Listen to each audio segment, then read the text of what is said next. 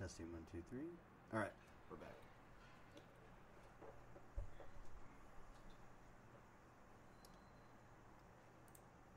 And we're back. We had a little technical difficulty, but I think that's all changed. In fact, just to double check, I'm going to make sure the camera's still running. It's all lit up over there. Yeah, I know.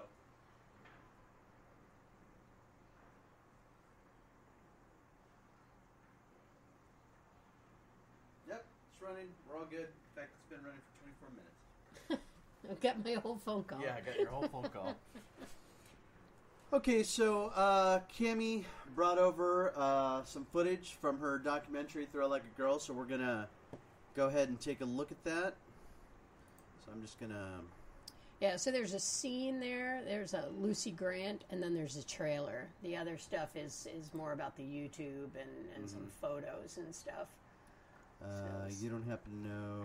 Just pick any... Change org, does anyone care? So that's one of the YouTube ones, but this Thrill Like a Girl trailer.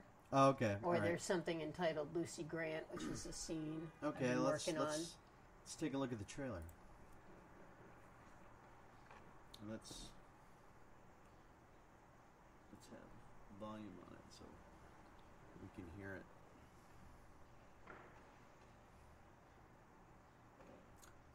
It's banded like that. This is the first time I'm using my TV to mirror, so... Well, the aspect ratio is probably different on the computer laptop than on the desktop than the TV. Ooh, that's big. Let's see here. All right, that's good enough, right? Yep. You can see it all. And is there sound on this? Should be. All right. Should be. Well, we're not getting any sound, but what are we looking at right here? So this is kind of how this whole kind of thing started for me, and it kind of makes sense to make this documentary about what really happened. This was when the World Sox reversed the curse and won the World Series after 86 years. Right. This is 2004, and the voiceover that I'm giving to this has an event that you've never had anything directly to do with ever fundamentally changed your life. And this was the moment where I realized that my dreams could come true. Because I was such a Red Sox fan and they always lost, it just kind of colored my whole life. That's me. Wait a second. We got to go back here because we just totally... It was me. Hold on. This is you as well? Yeah.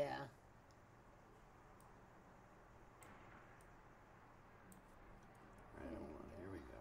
Let's go back here. Yay, everybody's winning, everybody's having a good time, and then boom! I decided to go to fantasy camp, and here I am. Is that now? Oh, you got your name on your uniform and everything. It's like the real thing. It's like, here's the actual spring training field. These are the actual players. These are actual umpires. And the coaches are You got there. a good stance there? Oh, and you got beamed? At fantasy camp. At fantasy camp. What the fuck? This is fantasy camp. Why are they throwing the ball at you? And this guy finds it funny, I guess. Yeah. And I'm the only woman there. 95 guys. And I think... I can't say that guy hit me on purpose. He says he didn't. Right. But the idea is, and what I'm saying here is that women have always played this game, so what's the big friggin' deal? Right. There was a whole movie about it, League of Their Own, highest grossing baseball movie of all time. And here are the ladies that are in the movie. These are the women who actually played in the 40s and 50s at the Hall of Fame. And they're not in the Baseball Hall of Fame, even though it was under Major League Baseball, right? Major League Baseball did this league. Am I correct? Because of the war at the time? Yeah, but they're not. See, what's weird is, so there were the Negro Leagues, right? During segregation, they were kept separate. Right. But they get pensions from Major League Baseball. Okay. If they played enough years and they can prove who they were and whatever, they get a pension. These women don't. And some of them played. There were a couple women that played the entire 11 years of the league. So that certainly should have qualified as a Major League career. I don't know if they just considered them a separate thing or minor league or what, but yeah, they're not looked at the same way. No individual player has ever been inducted. Really? From the league. They just sort of recognize them as a group and built the exhibit that you see and stuff. And what's this right here? So here we are in Venezuela, and you can see how packed it is there, the crowd. Yeah. And this is our U.S. national team that no one knows anything about. Yeah, I honestly didn't know we had a U.S. women's national baseball team. And they're quite good. And so part of the film is following them on, kind of what the international women's baseball scene is like. Because it's pretty funny that, Hong Kong, which unfortunately had that player's fine, but they had that really abrupt thing with that player getting shot. But in Hong Kong, there's so little baseball that there's no resistance to women playing because there's no culture that says this isn't for men. This isn't for women. This is for men. There's no culture that says that, so nobody has an issue. And there's only 2 baseball fields, I think, in all of Hong Kong, and the men and the women take turns, and no one's got a problem. Interesting. It's only places where, like the Netherlands, I'm pretty close with the team manager who sort of started the whole women's program there. And she said that she just started by calling up teams and saying, do you have any problem with women coming and trying out for your team? Do you have any problem with women playing on your team? And she says, and for the most part, they didn't. But getting the funding and the resources from the country's federation and all that official stuff, that's the stuff that's very hard to come by for any women's team. Right. And of course, here in the U.S., everything is private enterprise. So even though we technically have this federation of USA Baseball, and they do outfit this team, and they go, but they don't. So this team is put together by Major League Baseball, is what you're saying? Sort of. Major League Baseball is a major funder of USA Baseball. Okay. But they're separate. Right. But USA Baseball is the organization that fields that team that plays in the World Baseball Classic. Okay. So they're very integrated. And Major League Baseball, oddly enough, also has a deal with USA Softball. So I don't think they have any interest in promoting women's baseball because they already have an existing relationship with softball. Right. And I think they would like it better if women didn't want to play. I don't see. This is what I don't understand. It's like from a business point of view, you're like literally, negating more than half the population. From I would think you'd want as many people to want to be a part of your organization as possible, so you can make more money. But I guess they're like, oh, we're making enough. We don't need this. They are certainly making enough. You can play players, $300 million contracts and just ridiculous stuff. Ridiculous. Meanwhile, minor league players, it's like $50 a week. Oh, really? And living on a bus and trying to raise a family or just holding that off. And that's the root. One of the excuses, other than that women don't have the foot speed, is why we don't have female umpires, is because they can't handle the road to getting there. Because umpires take the same course as players. So you go to umpire school, you graduate, and then you need to get hired. And then if you get hired in rookie A-ball, you have to work your way up through all of the minor leagues just like the players do. Right. And that could be a 10, 12, 15-year grind. And maybe there's not that many women that are really willing to do that, but I think the more likely scenario is no one's asking. Why are not these umpire schools actively recruiting women to come? They just started. Now they're like, oh, we have a couple of scholarships, and oh yeah, women should totally come. But when my friend Perry went through umpire school in the 70s, they failed her 5 times. She went 6 times before they finally would let her graduate. Wow. And she knew she had to be impeccable. Everything had to be perfect. Because where they were going to let things slide with other people, they were not going to let anything slide with her. And then she began a 45-year umpiring career, but never came close to sort of cracking this. Are there any women umpires in the minor leagues? Nope. No. So throughout the whole... yes. Okay. There are 2 now. 2. And what are they playing? Emma is, I think she's gotten promoted a couple of times. So I'm not exactly sure where she is this season. This will be, I think, her 2nd or 3rd season. So she might be in A ball because, again, like rookie ball, the season's much shorter. So maybe you do that season and then you can go, they transfer you and that's a promotion. Right. And why am I blanking on the other gal's name? She's been a Jen. And she's been doing a couple years longer than Emma. And they're on the track. Because Emma is in particular, is young. She's got a master's degree. She's part Asian, so she's checking a lot of boxes for them if they're trying to say, hey, look how diverse we are, you know. And there were a couple, like Pam Postma. I don't know quite how you say her name. She actually sued. Oh, yeah? Over the lack of opportunity. Because she got as high as AAA, and she just couldn't get out of it.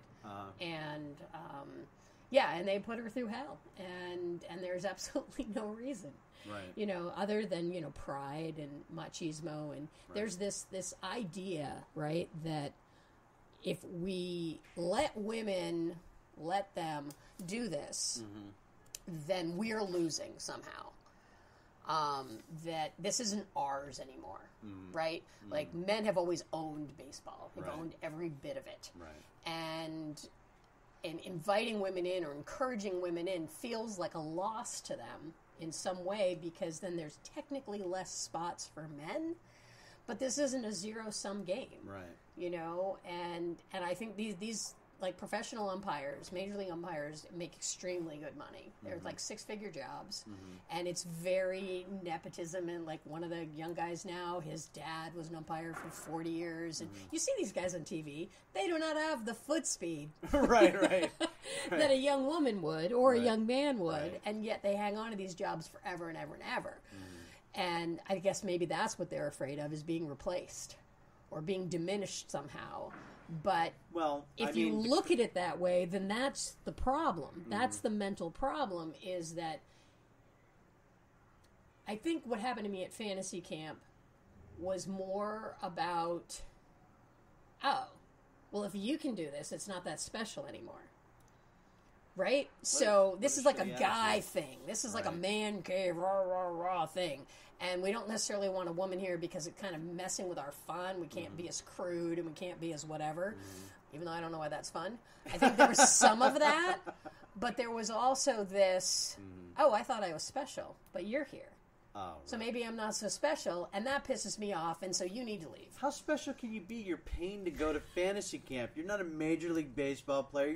Last time you probably played was in fucking high school, and if you're playing today, you're on a softball team, because I don't know any municipal... there's not a lot of rec men's baseball, but there is some, but it's mostly softball, you're right. Yeah, and I think a lot of these guys are not living the life they wanted to live. Right. They might have woken up and said, crap, I'm 40 years old, and I'm an insurance salesman, and I work in a cubicle, and I could have been. And I'm sure we all have those regrets, but for women, those were never really... like college athletes. I was talking to my boyfriend about this the other day. Every man that goes to college on a scholarship for a major sport, like basketball, baseball, football, maybe even soccer, has a reasonable expectation that they can have a pro career at this. Right. Women do not have that. They don't have women's baseball in college? It's softball, isn't it? It's softball. Yeah. And there's a very limited, small pro league. And now that it's back in the Olympics for 2020, maybe you can play for your country. You can be on the Olympic team. But again, that's going to be like 20, maybe 25 women that get that opportunity. Whereas if you're one of the best, and if you're a D1 scholarship athlete, you've probably always been the best in your hometown. Right? Whether you're the best quarterback or the best kicker or the best whatever. And you have this reasonable expectation. So I think college experience is very different. the whole controversy of should they be paid or not. They're being paid to get their education. Well, yeah, but are they really getting an education? Right. Because they're so focused on this end goal of signing that big contract. Right. And I don't know how many people that happens to. Is it 5% of all college athletes? Maybe, I'd say. But for women, there is no big pro contract. Right. There's a small women's professional hockey league, but it's semi-pro. There's like 3 teams. And there's a very small, there's a little bit more for soccer, I think. But for the most part, unless you're an individual sport like tennis, you can chart your own course. Right, you can chart, Golf, those sort of things. But the team sports, where basically somebody has to let you play. Right. And there are not those outlets. So I think it's actually, as far as college sports go, it's a better deal for women because they don't have that false hope that they don't really need to learn a real skill. I don't know how many football players are like, I better study accounting, just in case. I better study English so I can be a teacher. I don't think that's the mentality that's happening, and they're being failed. They're being failed by their parents, by their coaches, by the schools, because they should be telling them. The reality is, only 6 of you are going to the NBA. Or whatever the reality is. Right. But whereas women have never had that understanding that there's anything else. Yes, you can go and play in Europe, you can go and play in Japan. There are some very small opportunities. And you can choose to put off your, family life and whatever for 5 or 6 years and go live that out. But there isn't that promise of winning the lottery and the big payday like there is for men's sports. So I think that's where a lot of this competitiveness comes from, because if a woman was suddenly having a baseball scholarship, there's only 3 of us that are getting and you might be one of them, and I don't want you here. I don't need any more competition. I think that's where a lot of this comes from. Because they might also think, well, if there has been a girl on their team, and this happens a lot on high school teams. There's a girl pitcher. She's 15, 16. She's on the varsity team. She's great. She's in the rotation. And when the press shows up to the game, everyone talks to her. Right, of course. And no one talks to the number 1 pitcher or the number 2 pitcher and the one who's probably getting the scholarship. And it pisses them off. And I get that to an extent. Hey, why is she getting all the attention? Well, what she's doing is really pretty remarkable, and it's very hard to do what she's doing, but it's hard to do what you're doing. Right. So the media is part of this whole equation, too, of the resentment and the things like that, and the parents. And what I noticed filming, which is really heartbreaking for me to say, is that the biggest detractors of girls having a career in baseball were mothers of boys. Really? The mothers of the boys are so protective of their sons that they don't understand that they're basically trashing their own gender. Right. And do they not have daughters who also have dreams? And maybe they had dreams that were dashed, and so they've accepted it, and so she needs to accept it sooner or later. But my son might get a $20 million contract someday. Right. And I think that there's all this stuff, that as society we're just not processing, we're not dealing with of why it is that, there's fear and resentment and anger. And it's the same thing with racism. Yeah, sexism, racism, I think they're exactly the same. It's the same format. It's the same mental issues. And these are huge issues, and we don't have conversations about them.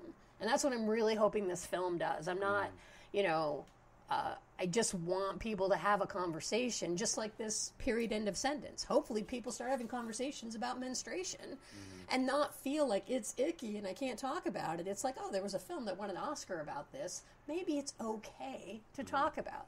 Maybe it's okay to have a conversation about girls in the locker room. And, it just, start changing the preconceived notions that were given. When you think about it, look how long it took for an African American man to become a major league. Who are the best friggin' athletes? Right. To become a manager. Yeah, well, I think it was in the 90s, wasn't it? And he was a player manager. He was a player manager, yeah. There's just so much old, white, straight boys club. And I think any gain by another group, whether it's LGBTQ, it's an ethnicity, it's women, feels like a loss to them because we have always had this all. And now you want some of it. And it's not pie. If I give you a piece of pie, I have less pie. But that's not how the world works. You know, we can share the pie. You make a bigger pie. You don't need to eat the whole pie anyway, even if I was taking away a piece of your pie. But yes, we can make a bigger pie. We can make more than one pie. Like, do you think something like back in the 70s, when Billie Jean King played Bobby Riggs, do you think something like that needs to happen for women in sports? I mean, obviously, Bobby Riggs was past his prime, and I don't even think he was that great of a tennis player. It was a publicity stunt for him. Right. Yeah. Right.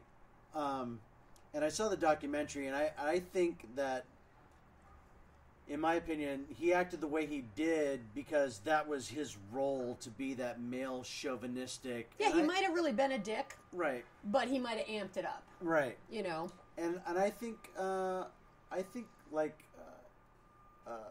it was good because Billie Jean King, I mean, he beat like one woman before he got out there, before Billie Jean King, and that's how all this got started, But do you think something like that has to happen with Major League Sports? Like let's say some retired basketball players play someone in a WNBA team, or maybe get an intramural baseball team to play against an all-male baseball team. Do you think that's what it needs to just prove so everybody could see, like, look, this is what it could be like? I don't know. Do we need a spectacle is what I'm asking. Yeah, I don't know if that would have the desired reaction and response because, just as a real-world example, when I was filming this all-girls baseball team, they're 12 and under, so pre-boobs. Nobody's losing their minds quite yet. And it was in Arizona, and they just went by the Dream Team. And it wasn't like the all-girls baseball club was the name of their team. So when this coach from another team found out that his boys had to play these girls, he lost his mind. And he's screaming at the tournament organizer, "You've deceived me, you've lied to me, and my boys shouldn't have to play this, girls." And the guy's like, "What are you talking about?" He goes, "Well, because if we beat up on them, then we're bullies, and if we lose, then we're laughingstocks." And I'm like, wow, are you missing the point? You're just 100% missing the point. These are just kids who want to play. These are kids who want to play a game. There are no Major League Scouts here. Right. This is, you paid tournament fees to get here, and, but it doesn't really mean anything. And you have an amazing opportunity here to be a mentor and a leader for young men and let them know that girls belong here. And you can do that very simply by just leading and showing that, you know what, if we get beat today, we got beat by a better team, and I guess we better practice harder tomorrow. Because what would you say if it was a team of boys that beat you? Nothing. Why is it? We tried. We did our best. You might scream at them. You might do some machismo stuff. Give them a cheer for how well they played. Right? But that's the mentality, right? If we're men, we're supposed to beat women. And if we don't, then we're fools. So I don't think that there's too much ego and too much stuff. But it's that integration. Like, the NHL has done a little bit with it. They actually had some women invited to their skills competition at their All-Star game a couple weeks ago. Oh, really? One of them was a girl who's in my film. She's a goalie for Boston College. Okay. And that's those professional hockey players are trying to score on her during a skills competition. Like, damn, she's stopping everything. She's stopping everything. That's the moment for them to go, I didn't know women did this. I didn't know women did this at this level. And all those fans in the audience are like, huh, can she help our team? Right, that's what I would be thinking. Right, is the owner like, I can probably pick her up for a minor league contract. I can pick her up for the minimum. For the minimum. And she could be my backup goalie. Right. And I would have more female fans. Right. And maybe I should do that. I think one of the teams, I think it was a team out of Florida, actually signed a female goalie after the Olympics, maybe 8 years ago or so. It was kind of more of a publicity stunt. And this is the thing. Women are resisting being the publicity stunt, which I totally get. Because nobody wants to be signed because you're the ponytail. Right. But you're only a publicity stunt until you prove you belong there. Right. And once you do that, all that shit's going to go away. But you've got to swim through it and hold your ground and be tougher than anything, because it's going to be worse than Jackie Robinson because of social media and 24-hour news and TMZ and all of that crap. And, you know, the fact that we've had a black president and we still haven't had a female president says to me that this country is even more sexist than it is racist. And we know it's pretty friggin' racist. So that's the kind. It's small things like the curling is now co-ed. Right. Why wouldn't it be? Why wouldn't it be? But people loved it. People loved it. There was more drama there. Right. Is this a couple? Is it what's happening? People loved it, and it was like the highest rating curling matches ever. You know, that kind of stuff. It's just everyone benefits. You know, and like as far as a Major League Baseball team, because they pay so much for these players, that, you know, a left-handed curveball specialist who comes in and gets one guy out, you know, every third game, is getting $17 million a year. Right. A woman would do it for $300,000, and you would still get your one out. So, yeah, it's really weird, because I grew up.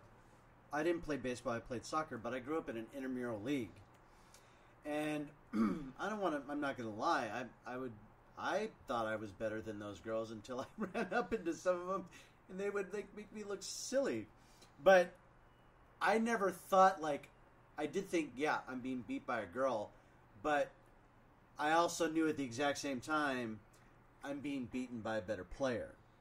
Right, because you had a coach or a mom or a sister or somebody that showed you the way, that it's okay to feel that way.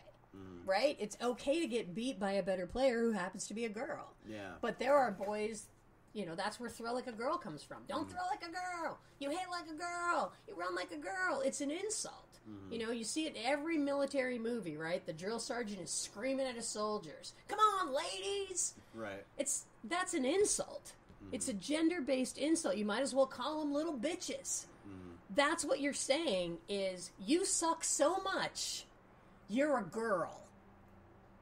And that is a hideous thing to say for any girl to hear, but we all grow up hearing it, and we internalize it, and we feel it, and it affects everything about our lives. And I'm not saying I can change the world, but maybe I can change this part of the world. Maybe I can change 100 people. Maybe I can change 200 people. And that's the beauty and the power of documentary film, I think, that transcends any other medium, is that if you go and see it, if you access it and say, I don't know if I care anything about this, but I'll give it a shot, you might learn some stuff, and you might appreciate another person's point of view in a way that you really can't unless you go around the world and meet every person.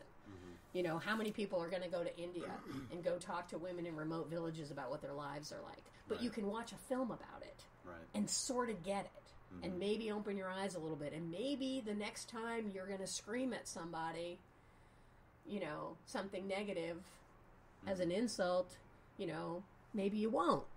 Maybe you'll think about it, you know, the next time you want to say to, well, you're really bitchy today, you're on the rag. Maybe you don't say that. I think... Because you've woken up a little bit. I'm trying to recall if I've ever said anything like that. And maybe you wouldn't say it, but yeah, your brain might say it. I would probably think it. You might have a gut response to it because you've heard it in the media, and you've heard it other places, and you've seen men behave that way. And that's really the whole... We have to do the massive unlearning And I don't know if humanity is going to get there, frankly. I think we're going to destroy ourselves before. But I'm still going to try. That's all you can do is try. So Doc Camp 2017, when, that's part of Lucy? So why don't we take a look at that and we can talk about that.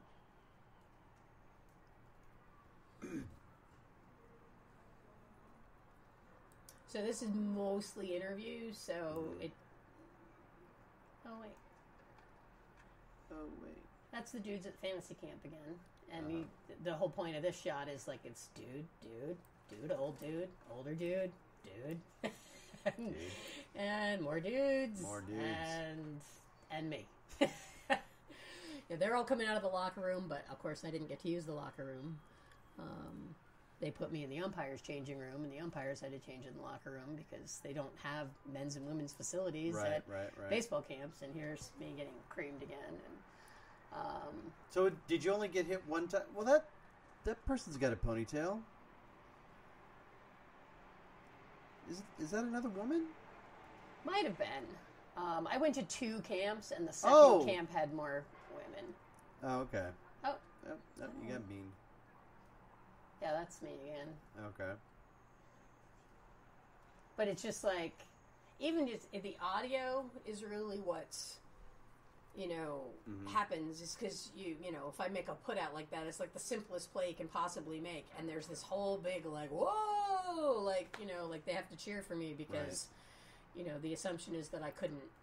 You were playing first base? Yeah. Okay. So these are some of the historical photos.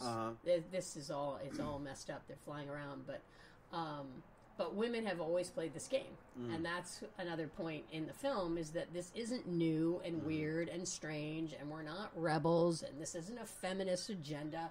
The fact that we just prefer to play this game shouldn't be news to anyone because is that you?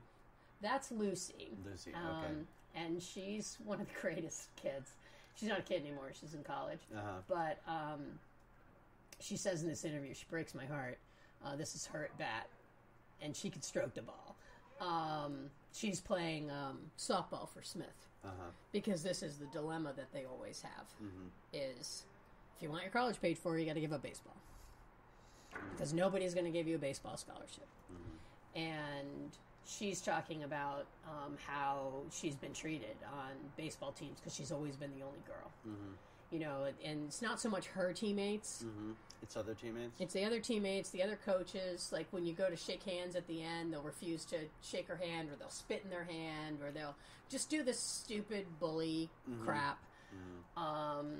And she points out that the ones that are the worst to her are the ones that she's gotten hits off of or thrown out or whatever because they just didn't take it well. And it's like, well, that doesn't say much about you, and it doesn't say much about your parents or your coach. Right. That you have not been brought up in the modern world to appreciate. But this program here where she's at is a girls' baseball camp. And they're playing against a local boys team, so everybody can get a little practice. Right. And they're going to go to Cooperstown and play in this really prestigious tournament, these girls. And I said to her, what does it mean to be asked to be on this team? And she's like, well, for the first time, I feel wanted. Oh, okay. This is how we're making girls feel. Right. By not wanting them on our baseball teams, that they don't feel valued as people, that they don't feel wanted and appreciated. And why is a 12-year-old girl ever feeling that way? Right. I had to put my sunglasses on during that interview because she made me cry. I didn't want her to see me cry, so I put sunglasses on. And then she... Wow, 3 home runs. Wow.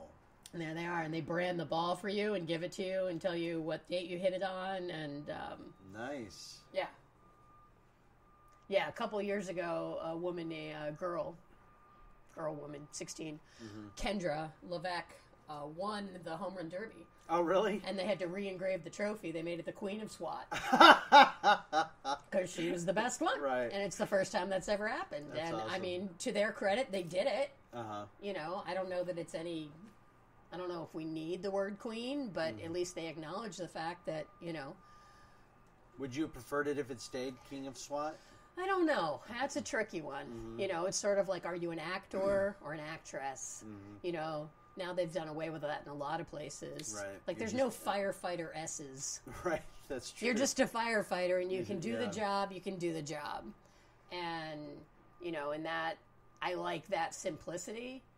But, and, who, well, we missed those. Let me go back. Yeah, this is just a series of stills with a little bit of video. It's a promo. So this is Maybelle and Shirley, and they played in the league. And this is an all-girls tournament down in Florida. What team did they play for? So Maybelle was a Peoria Red Wing, and Shirley played a number of years, and she was, among other things, a Rockford Peach.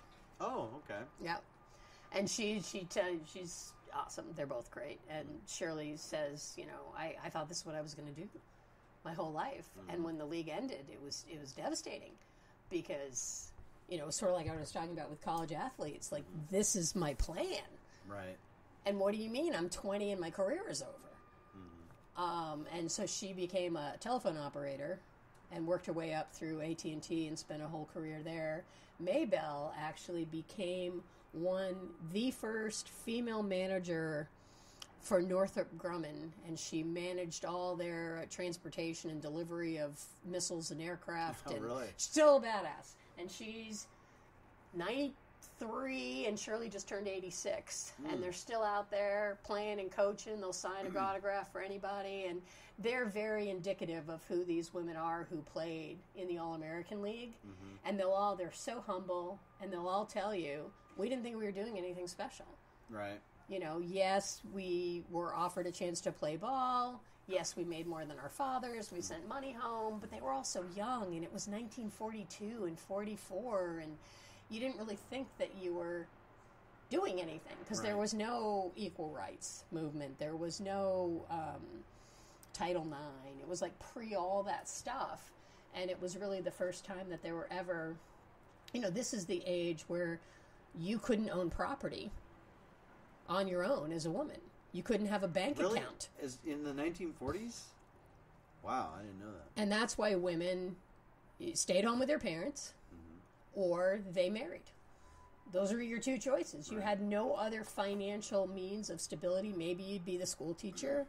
But, and this is a really significant thing for lesbian women because you would have to marry. Oh, that's right. That's right. Because you really had no other choice. And that's why an awful lot of them became nuns. I think because it was better than the alternative. Yeah, I guess so. I'm not saying that they weren't, their calling and stuff wasn't real. Right, I'm not a religious person, so I stumble over that stuff. But, the fact that I think 5 ex-AAG-PBL players became nuns, that seems an extraordinarily high percentage. Right. Right. A lot of Catholics out there. Right. That's terrible. But that was better than going home to an abusive family or going home to a forced marriage. And some of them, one of them's still a nun, and I think the others kind of left after, their own time. Right. I don't know how you retire from being a nun. I think you just leave.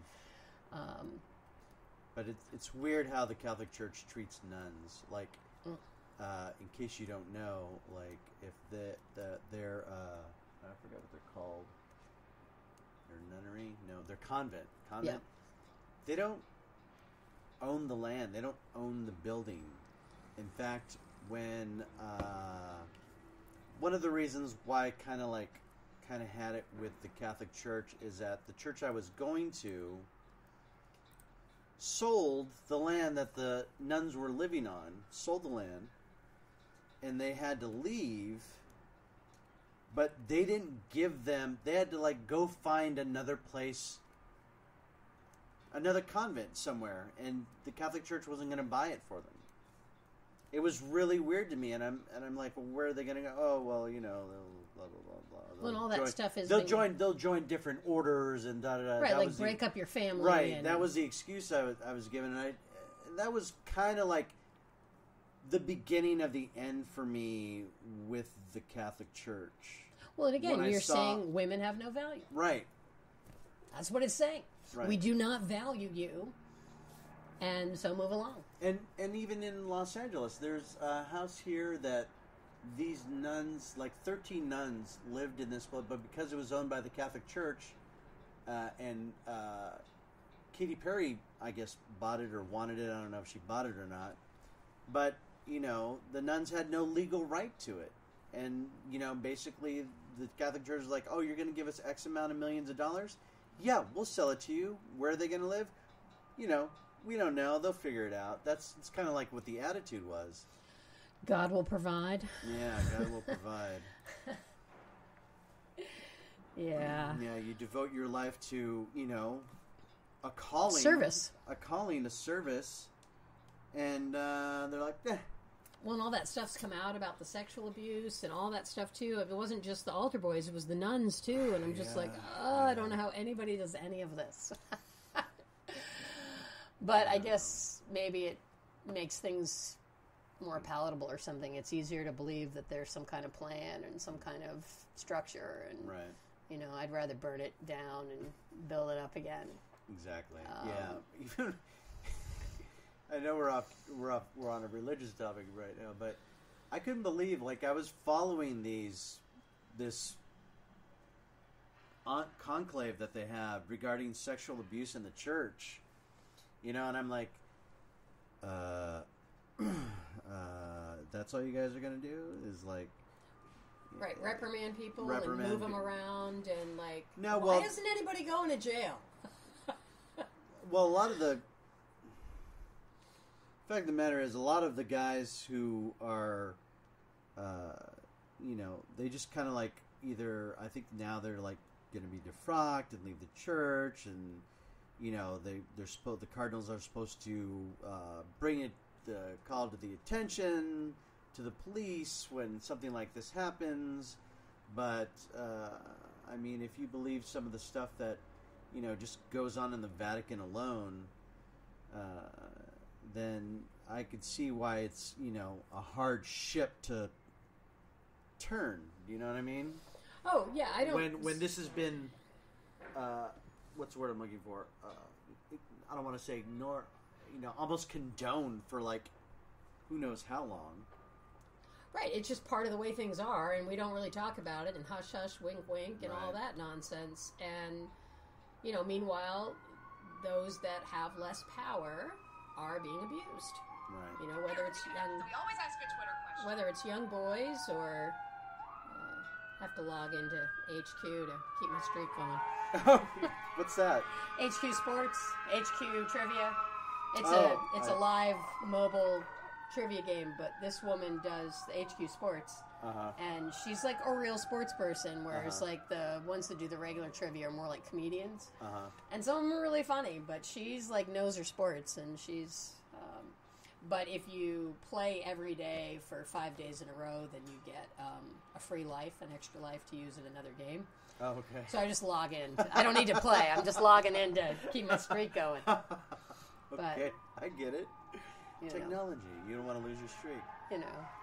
I remember when it was a big deal. We had Channel 5 had the first female sportscaster in this market, and I think kind of where they went wrong with it was not that she wasn't knowledgeable, and is that she was Latina.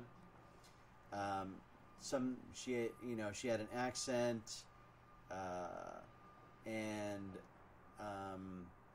I think it was I didn't watch it personally because I just didn't watch that station. I just didn't watch it, but she didn't last very long, and it was a big But now you got Liz Habib and various other female sportscasters, and it doesn't even faze me. I mean, she kind of broke the glass ceiling, if you want to look at it that way, and now it's more commonplace. But I remember what a big controversy that was. Yeah, well, in just there's 30 for 30, right? The ESPN series, which is a very good series, but it's very man, just like everything else in ESPN. Well, for the anniversary of Title IX, a couple years ago, they commissioned a 9 for 9 series. Mm-hmm. So 30 for 30 men, 9 for 9 for women. They only gave it 9 minutes? No, 9 shows. 9 shows, okay. Yeah, so whereas 30 for 30 is 30 minutes right. for 30 people. Right. This is, 9 mini docs. But Ava DuVernay did one on Venus Williams, which was eye-opening to me. I didn't know what I thought I knew about Venus Williams. Mm-hmm. But there was also one called Let Them Wear Towels. And it was about female reporters, sports reporters trying to get in the locker room. Right. And how that whole fracas thing was. That didn't happen until the 90s either. 70s. No. Because I remember that the first time, maybe it was an NFL locker room. They wouldn't let him in the NFL locker room because I remember it was a big deal because Lawrence Taylor was in his locker room. He had a towel on, right? And he knew women, and he turned around. He's like, "Oh, women, I got to cover." You know, he made like a little thing about it. But I think each team was different, right? So I think they won the right legally in the 70s, but maybe this team, maybe there were no women that wanted to cover that team until that woman or something. Possibly, but that was the bullshit. It's like, well, what are the women going to wear? We'll let them wear towels. They're going to be in the locker room with us. Then they should be wearing towels too, which is dumb, like, because you're not asking the male reporters to wear a towel. Right. And I thought, I don't know, I personally, I don't know how comfortable, just being a guy, I don't know how comfortable that would make me, but I think once I got used to it, it would just be like, like the initial... The bigger point is, why do these interviews have to take place in the locker room? That's true. Why do they have to do Why don't they take place in the press briefing room or in the hallway? Why is it like, you should talk to the men before they change or after they change, but why do you have to talk to them while they're changing? Well, I think it was just like the reporters just kind of like right, they would just come in and they're trying to get that excited moment and trying to get that, but and so the women being left out of that. Because they weren't allowed in, and so they couldn't get the stories, and by the time the men would come out, the players would come out, they didn't want to tell a story again. They didn't want to answer any more questions, and so it was actually preventing women from doing their jobs, and that's what they won. But it's a great film. Let Them Wear Towels. Oh yeah. Is it on Netflix? I'm not sure. Those were ESPN films, so they might be on ESPN. Yeah. If they have a streaming service, everyone does these days. Yeah. It's very trendy. I know there's some things on Netflix that I really like, but like I think Disney's starting to slowly take all their property off Netflix because they're going to start their own streaming service. That's why all the Marvel shows are canceled. That's what I heard, and then I read this article that it's probably not true. Is probably just due to rating. This is what the one article says. It's probably due to ratings because Marvel Studios and Marvel Television are two different companies. They have the Marvel name, but they're not the same company. So, but there are no ratings on Netflix. Right, there are no ratings on Netflix. So, I don't know. It just seems like it's simpler to end the season on Netflix, and then there's a 2-year non-compete, right? And then they can start it up again in 2 years and continue telling the story. Because these characters have such long stories. They've got 40, 60 years of story. So why would you want to end Jessica Jones? Yeah, Jessica Jones was really good. Dark for me. Was it really? That first season, of course, I love me some David Tennant from Doctor Who. Which we have a female Doctor Who. So the guy who controlled her mind? Yeah. Yeah, but he was awful. He was horrible in that. He's such a brilliant actor, and he was so good in Doctor Who, and it was so hard to see him being so awful. You got to see him in the British version of Broadchurch. I was going to say The Cove. I think it's called The Cove. I think maybe the UK version was called Broadchurch, and then maybe the US, because he did the role again. Oh, he did it in both? Yeah. I only saw the English. He did both versions. Oh. And he changed his accent, apparently. In one he's Scottish, and in one he's British, or something. Really? He's brilliant. Dr. David Tennant. So did you think, since you saw, I didn't watch the Oscars this year, I really just I don't know. For some reason, I just didn't care. They were just too weird. They had all this like nonsense happening, like best popular movie, and people are like, and they're like, we're gonna give them out during commercial breaks. We're gonna stop just doing dumb stuff. Yeah, you've done it for years. Why change with what works? But they're like, we're not getting the millennials. I'm like, I don't really think the millennials care. They're never gonna care. They're never gonna care. They want to go to the movies, and if they want to, At the same time, you're saying you want the millennials. You're saying no to streaming. Right. Because we're cinema. Right. Well, then... Yeah.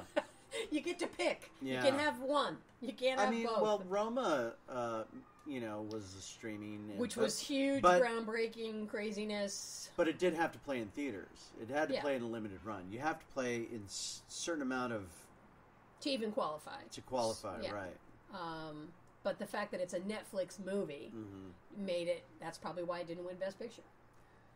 I haven't seen it. I honestly, I saw the trailer. I'm like, I don't feel like watching it. I don't. It just I have wasn't it on for my me. coffee table because I got screeners, and we went and saw Cold War. Just like the first 40 minutes actually had a story that I was kind of like, okay, this is pretty interesting. It's about these couple of people trying to in Poland trying to take the traditional songs and make a stage show out of it and do a tour for like national pride and stuff. And then it turned into some like just fucked up love story about these people that just kept saying that they were the love of each other's lives, but they behaved so badly. And I'm like, then you were doing love completely wrong, because this is not how you behave when this is the love of your life. It's just not. And so I found them completely unsympathetic. I don't know, cinematography, it's another black and white for my parents kind of thing, and I was like, I don't know if I got another one in me. I don't know. if I can do another one. That's Vanessa works at Fox, but she gets Emmy screeners. I would like to get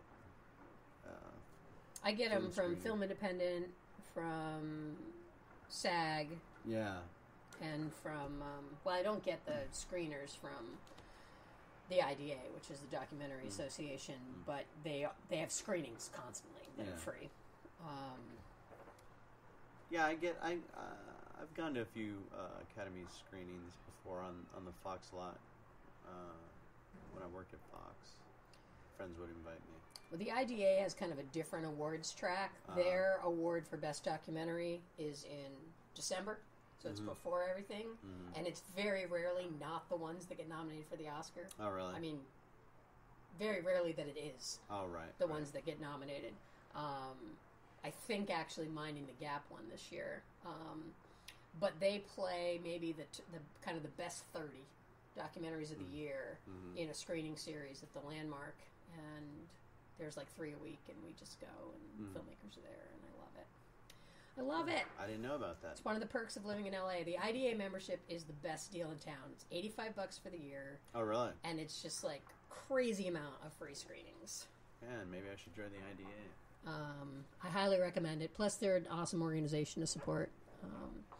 And you just get, and they have if you want to vote for the awards, then they give you a special screening link to they don't send screeners, they send you to Yeah, I don't know why anybody sends screeners now. Well, I guess because you're dealing with old people. Yeah, that's true. I'm like, I remember the first year that we got, it was Portlandia. We opened up the screener case, and there was a thumb drive. Yeah. So we just had to like plug it in. I'm like, yeah, why aren't they doing this now? Wow. Or yeah. why? Because I got and I thought it was really weird when they sent me like the full episode, the full season of The Crown on DVD. This is a Netflix show, right? So how am I not getting a chance to watch it? Right. That's why we have this. Look at because this is our DVD player. I'm actually capturing VHS tapes now because my dad used to have a VHS. I think it was a VHS. The second one was the C. This one actually took a full tape, and that's what you recorded on. Oh yeah, this takes a full tape. But the camcorder, that's what it recorded on. Right. That was the media, was a VHS tape. I think we have one in the closet, believe it or not. And, you know, he used to take that everywhere and make his home movies on that. And then he would, you know, he had a dual deck so he could make copies of his tape, and he would send them to us. And so I'm capturing all those now because they're 20 years old. And they're, you know, a lot of them color's not great on them, but, you know, it's, what are you going to do? Yeah. It's, over time, it's going to degrade. Yeah, we can still put in a DVD here and we can record it to tape. But who has VHS tapes anymore, you know? You can probably find them in the thrift store. Yeah. And what did we just found? We just found my dad's, like, 16 millimeter camera. It was not one of the ones where you, like, put the little cassette tape in and it... Yeah, the actual reels? Yeah, it's actual reels. I'm like, I would take this, but I don't think they make this stock anymore. I would probably have to go search Kodak and see what you guys got, you know? And they'd probably say, well, you're going to have to buy at least 500 reels. You buy all we have. Yeah. Yeah, it's amazing how fast the technology changes. I know. Kodak, totally. You know, I think I'm probably going to get a GH5 as my next camera. Yeah. You know, it's interesting. All the documentaries this year nominated for the Oscar were shot on Canons, which is interesting. You know, it doesn't mean anything, except it's. But you got a good camera. That's not going to cost you as much as Red. It's still going to shoot at. You know. Well, and they make. I mean, I'm not a Franken camera person. I don't want to have a camera body and then have to buy lenses and then have to buy a sound box and then have to rig all these things together with these weird clamps. I'm not interested in any of that. I want a camera that I can plug an XLR cable into and run sound directly to card and carry around. And that's rough and tumble. And that's what I think the C100 or C300 is. Oh, yeah. It's like a little kind of high-end camcorder. Right. I have a similar, I'm Panasonic. I really like their lenses, but, you know, Canon does have the ability to swap out lenses, and that's really appealing to a lot of people, but frankly, I don't have that knowledge, you know, and that's another reason why I'm not so wild about the 4K and whatever, because it's really hard. It's hard to keep everybody in focus. I'm shooting sports. Right. You know, it's like with my camera, my HVX 200, which is old school, but, you know, I can set my focus on the outfield wall, and then everybody, you know, pretty much stays in focus, or I can set it here, and you know, if I want that kind of but yeah, all these different lenses and whatever. But I think I had a sign. This is a little Providence. I went and bought a camera bag in the thrift store because my gear is so heavy. That's kind of my big, you know, I'm getting old. And it's hard to haul all the stuff around a baseball field. Right. And I have, like, you know, hard side cases that, you know, you're hauling on airplanes and you're wrenching and whatever. So I thought, well, if I could have this waist bag, you know, kind of like a big fanny pack, but it's a camera bag. I got it home to see if my camera would fit in it, and it's not quite the way it's supposed to be. Like, I have to flip the lens finder up and sort of stick it out the zipper and, like, you know, make it work that way. But in the side pocket was a lens. Oh, really? And so it accidentally gave away a lens, huh? Do I take it back? Do I put it on eBay? Do I buy a camera that takes lenses and finally learn how to do that? Right. You know, so. So, do you know what lens it was, or who made it, or what camera was for? I put it on, like, a thing on Facebook, and a couple of my friends are like, "Oh yeah, that's a such and such. It's fairly standard, you know, $100 lens." Oh, it's probably an 18 to 50. It's pretty small. Yeah. And it doesn't seem like it's the full. Is there like a... So... certain cameras certain cameras fit different sizes? Right. No, it's just kind of like, if you're going to buy a lens, you got to buy it. You can buy... Canon lenses only going to fit on a Canon camera. Like, you can't take a Nikon lens and fit it on a... There's an adapter, but it's... Yeah, there's an adapter, right. But it's always like... Yeah, because glass is expensive, and you don't want to... Once you buy something and you find a better camera, You should go with those. You should probably think about getting those. What are they?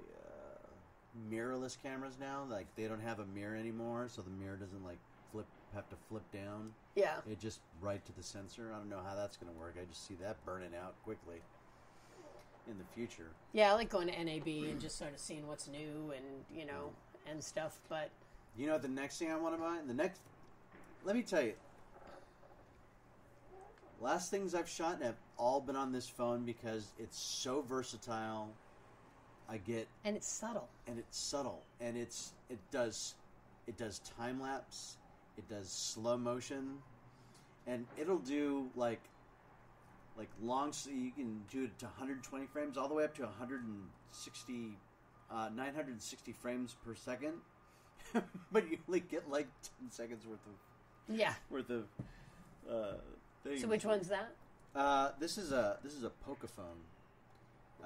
It's a phone that was made. It's made for the Indian market.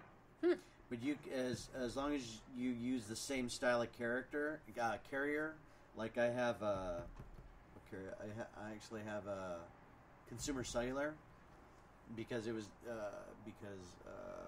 just that was where my budget was at. I couldn't afford. I think the other one's like Sprint or T-Mobile. And I just didn't want to do it. But later on, when we're done with this, I'll show you what I've shot on it, and you'll be like, wow.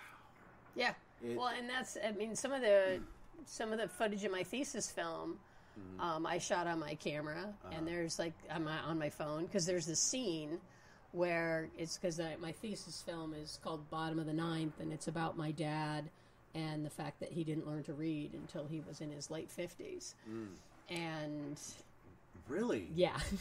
How did he get through life without reading up until his 50s? Had to be the boss, he says. So he ran a construction company and made pictograms for his shopping lists, and it's a pretty amazing story. Wow. I actually had this idea while I was at Sundance because I was being tortured by the Animation Spotlight, which I go to every year, and I always hate it, so I should probably just stop going.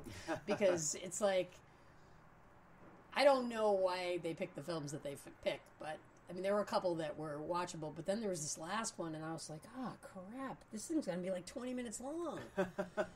And it was like some kind of acid trip, rave, house music, kind of, and I was like, I did what I would do if I accidentally stumbled into a rave, which was curl up and close my eyes and my ears and wait for it to be over. Because I was just like, this is too much, I can't take it. But I had this idea of, because that film, it's just too weird of a length, I think, for most festivals. It's like 32 minutes. And it just didn't get any acceptances, which is, not to say that it's like a brilliant film, but it is my master's thesis, so it's not like I'm the only one that had input into it. And I think it's an amazing story. But I had this idea to like lift like a 5-minute section out of it and animate it. Because there's this really like huge moment where my dad like makes this big reveal, and I just thought that might be a really powerful. Did you know that you couldn't read growing up? I didn't. No, not and till what made him? What happened at 50 where he's like, well, I better learn how to read now? Exactly right. I mean, that's quite a long time to go without. And be like, I've never needed this before. Why do I need it now? Does he have like dyslexia? Or, okay. Undiagnosed dyslexia, and literally. One-room schoolhouse situation. Oh, okay. Yeah. And with outdoor plumbing, and there were no special needs in the 60s, and he just got missed, and he was an athlete, so they pushed him through school. Right. Okay. He was a baseball pitcher, and I think that's still happening. I think it's very relevant. I think there are players graduating from college who do not know how to read. I'm not saying it's a huge percentage, but I bet it's happening. I remember watching an interview with some NBA basketball player, and he was talking, and I'm like, you do not know the English language. I couldn't I swear to God, it wasn't his accent. He just, I don't know. He was like, it seemed like he was just like making up words as he was going along. It was really weird. So my brother, who was like an English major, he's like, oh, that guy's functionally illiterate. I mean, he just like boom, right? Like knew and it he right. might be, you know. And this is actually kind of a huge. I'm going to revisit this film, but I really need to get Throw Like a Girl like in the world because it needs to be doing some work out there. But I want to revisit Bottom of the Ninth because I still have my dad, which is a great thing, and it means a lot to him. You know, that I spent a couple years telling his story, and it makes him feel that someone's listening. And I gave him a bunch of copies, DVDs, and he can hand them out to people if he wants to, because he, you know, when he feels frustrated, and like he was in the process of trying to get a grant, and he wanted to do something with a building that he owned and trying to support an early childhood education, and they were just giving him the fisheye, like, what's this old white guy want to work with little kids for, you know? And he's like, well, you need to watch this and you'll understand, because he really feels that if somebody intervened for him when he was younger, that his entire life would be different, and it would be. Not to say better or worse, but he would have had an easier road if somebody had seen the signs and paid attention. But chances are he was raised by his grandparents, and chances are they were illiterate. They were farmers in rural New Hampshire, and they didn't see the value in book learning. Oh, really? So it's not like they're going to go to the school and demand that, you know, it just was a whole perfect storm. And I think a lot of people, even if they're aware that we have an adult illiteracy problem in this country, they think it's immigrants.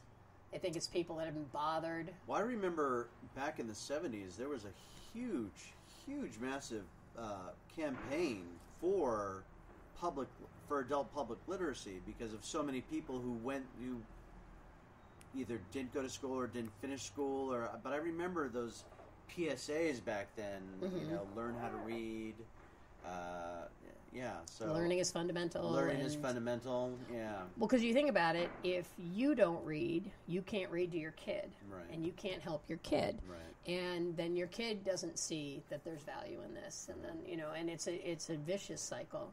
And I personally think that, I don't know the majority, but I would say there is a large number of the coal miners and the Rust Belt workers and the people that voted for the current president are illiterate, because it makes sense when you think about why is clinging to a coal mining job so damn important.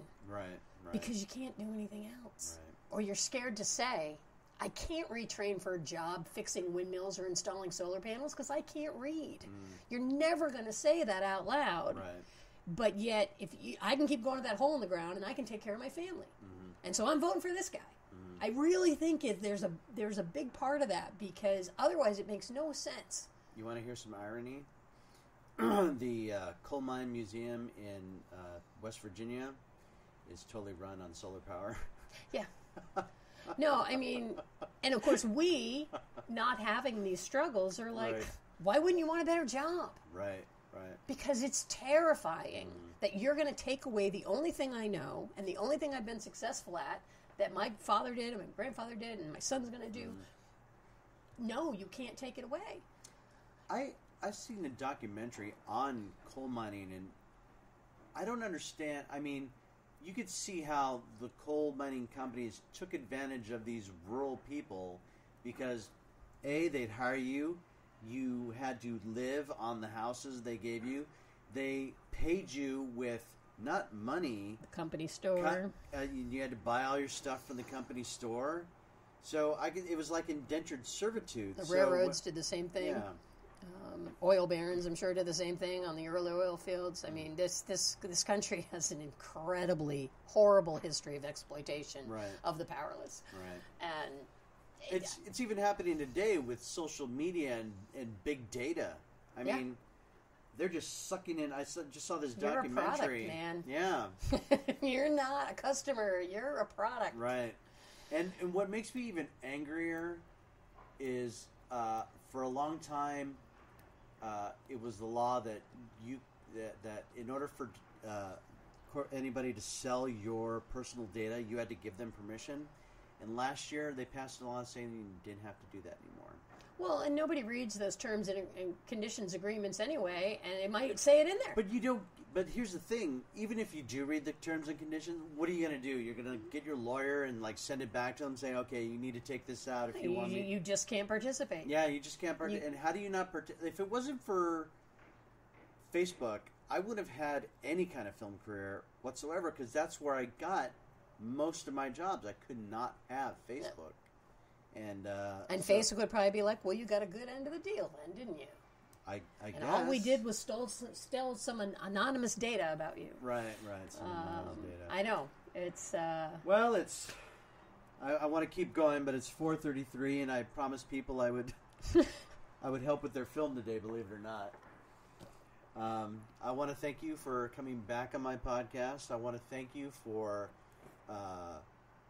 showing... I don't want showing, but, being a positive role model for women, and not like, what's the word I'm looking for? Not like an extreme, but like you're not saying that I deserve, but you're saying I deserve, not I demand. And, well, no, you're saying I demand, not demand, but you're not, I don't know, I can't quite think of the right word, but. Well, I don't think men are the enemy. Right. And I don't. Thank you. That's how. And I think that that's a really important thing. I understand that there are extremes on both spectrums. Mm-hmm. There are men that hate me because I'm a woman, and there are women that hate all men, and those are the extremes on the outside. Right. And we don't know anybody else's experience, so those women have probably been deeply injured. Right. I have been fortunate in my life that some crappy things have happened to me, but nothing that would make me form those sort of opinions. And I think we need to talk. Yes, and I learned something new from you. Both times that we've talked, I've learned something new, and it's very informative. And I don't see how resentment and bitterness and fear and anger and hatred advance anything. Yeah, I think the older I get, the more I'm like, why do we think the way we do? You know what I mean? Why do we have these social constructs? Do you know what I mean? That why does everything have to be like this way? It's the older I get, it's kind of like there's more important things in life than whether or not you play baseball, whether you're a guy and a man or a woman play baseball. I think everybody should have like the same opportunities, and you're not asking for a handout. You're just saying, give me the chance. Right. Give me the opportunity. Don't tell me I can't try. To prove myself, and I'll do my best. And if you're not good enough, if I'm not good enough, fine. At least I had the opportunity to prove to myself whether I had it or not. And I think that's... We need to stop telling girls that they can't try. Right. Exactly. It's the bottom line, because no one's served by that. No. There's a woman in my film, and she says, every time a boy gets struck out by a girl, I think she makes him a better father. Because you've learned at a very early age that girls are good and valuable too, and they can do things. And if you have daughters, it's very important that you know that. Yeah. I had a great dad who had 4 girls, but if he'd had a son, given his conditions and his upbringing, I might have had a very different upbringing. But because my dad had no sons, we fished and cut down wood and stacked cordwood and built things, and my mom taught us how to garden and cook and sew, and we were very well-rounded. But I don't think everybody gets that. Right. And, parenting is really important. Well, thank you, Cammi. Is there anything you want to, website or anything like that you'd want people to go to maybe, I don't know if your documentary has a website up or not. It does. It's pretty lame. I'm not very good at websites, but it's throwlikeagirlmovie.com.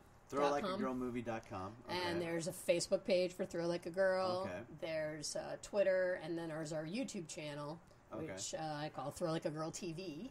Okay. And we do weekly kind of vlogs about stuff like, I don't know if you saw, there was a huge thing. They put Big League Chew, put a girl on their packaging for the first time. Oh, really? And everybody's like, hooray, we've arrived. And I'm like, no, because she's a softball player. Right. not a baseball player. Right. And this is supposed to be a baseball product. And I know there are other people like, softball's important too. And I'm like, I'm not saying it's not. I'm just saying if you'd put that girl in a helmet, a batting helmet, you wouldn't know if she was playing baseball or softball. Oh, what'd they have her in? They put her in a visor, which is softball. Oh, okay. Softball players don't wear baseball caps. They wear visors. And that's part of the thing that you're just like, why don't I even get a real hat to play this game? Right. I didn't know they wore visors. I'm wear like, visors. Why do they wear visors? And tanks usually, sleeveless. And sometimes like more like pantaloons, more like shorts. They don't really, because there's no sliding. And There's no sliding in softball? well, there's no stealing unless if the pitcher's inside the circle and it's a much shorter base path, Okay. and so there's not usually sliding because, it's a different game. Weird. Just like, badminton and ping pong are different games. Right. But yeah, so that's the vlog over there on YouTube we started a couple months ago and Okay, great. put up a weekly video, and so you can Excellent. check that out. Yeah, I'll put the links in the description. All right, Cammi, thanks you very much, All and right. I hope that the rest of your day goes well, and I can't wait to see Throw Like a Girl. Awesome. Thanks.